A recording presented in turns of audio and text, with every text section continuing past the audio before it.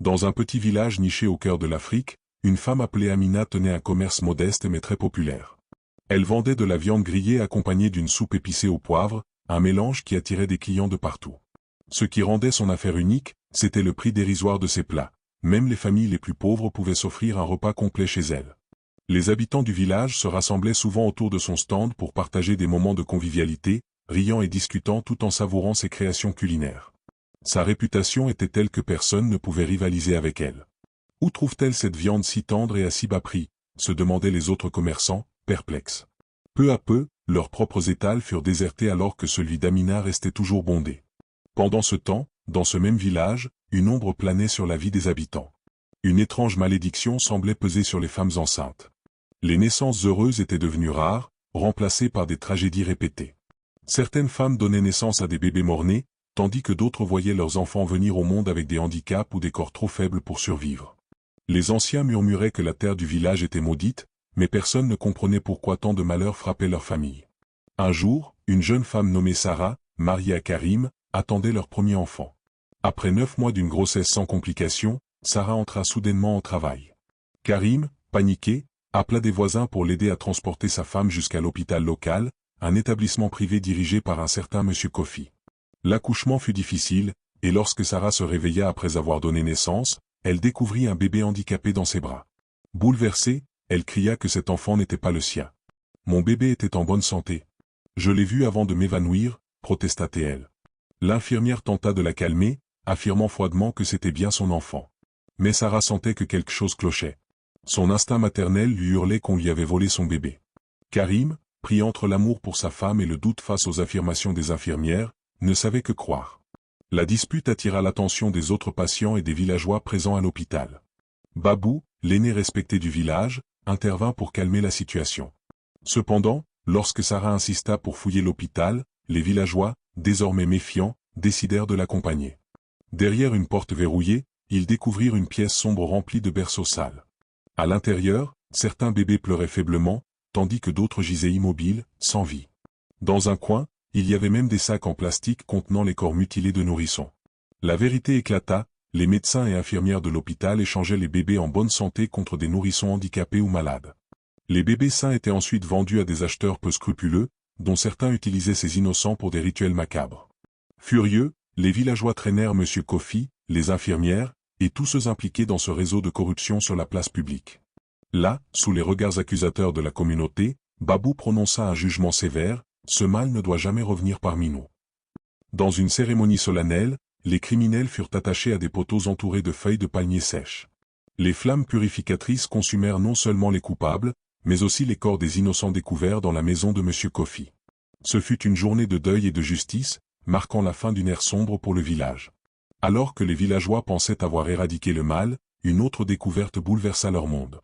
En poursuivant leur enquête, ils suivirent la trace des bébés volés jusqu'à la maison d'Amina, la cuisinière renommée. Là-bas, ils trouvèrent Amina en train de charger des paquets suspects dans une brouette. En ouvrant l'un d'eux, ils découvrirent avec horreur qu'il contenait un bébé frais. La connexion devint claire, Amina utilisait les bébés comme ingrédient secret pour sa viande bon marché. Les villageois, horrifiés, réalisèrent qu'ils avaient consommé des repas préparés à partir de chair humaine sans le savoir. Dans une autre pièce de la maison, ils découvrirent des jeunes filles retenues captives, forcées à tomber enceintes encore et encore pour produire des bébés destinés à être revendus ou sacrifiés. Certaines étaient déjà mortes, leur corps témoignant des conditions inhumaines dans lesquelles elles avaient été maintenues. La colère des villageois ne connaissait plus de limites. Ils traînèrent Amina, M. Kofi, et tous les complices sur la place publique.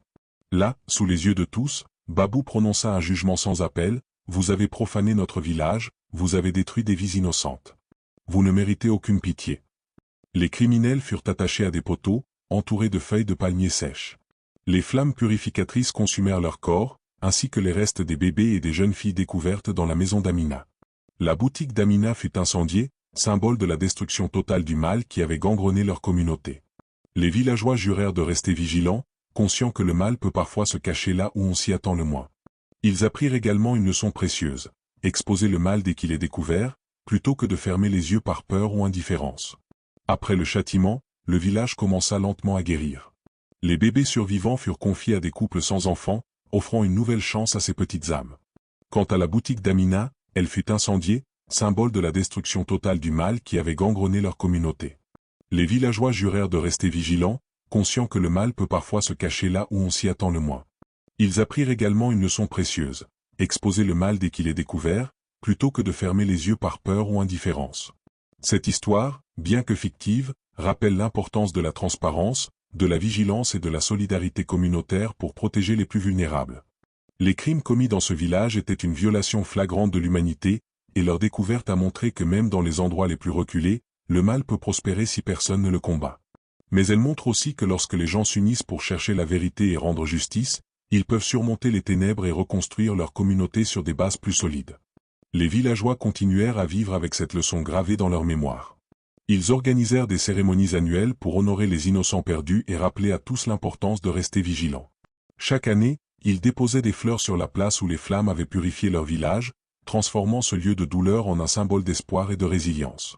Avec le temps, le village retrouva sa paix. Les familles adoptèrent les bébés survivants, leur donnant une nouvelle chance de grandir dans un environnement aimant. Les jeunes filles secourues furent soignées et intégrées dans la communauté, leurs voix silencieuses retrouvant peu à peu leur force. Le village entier fit preuve de compassion et de solidarité pour aider ces âmes brisées à guérir. Mais la cicatrice de cette tragédie resta gravée dans chaque cœur. Les anciens racontaient l'histoire aux nouvelles générations, non pas pour instiller la peur, mais pour enseigner la valeur de l'intégrité et de la vigilance. Ils rappelaient à tous que le mal peut prendre de nombreuses formes et que parfois, il se cache derrière des visages familiers. Cette longue et douloureuse épreuve changea le village pour toujours. Il devint un endroit où la communauté veillait les uns sur les autres, où les secrets étaient exposés à la lumière, et où l'amour et la justice triomphaient du mal. Les villageois avaient appris que même dans les moments les plus sombres, il est possible de trouver la lumière si l'on reste uni et déterminé. Ils avaient aussi compris que la véritable richesse d'une communauté ne réside pas dans ses biens matériels, mais dans la force de ses liens humains. Ils se promirent de ne jamais oublier cette leçon et de transmettre cette sagesse aux générations futures. Car dans la vie, il est essentiel de choisir entre la lumière et les ténèbres, et chaque choix façonne l'avenir de ceux qui nous entourent.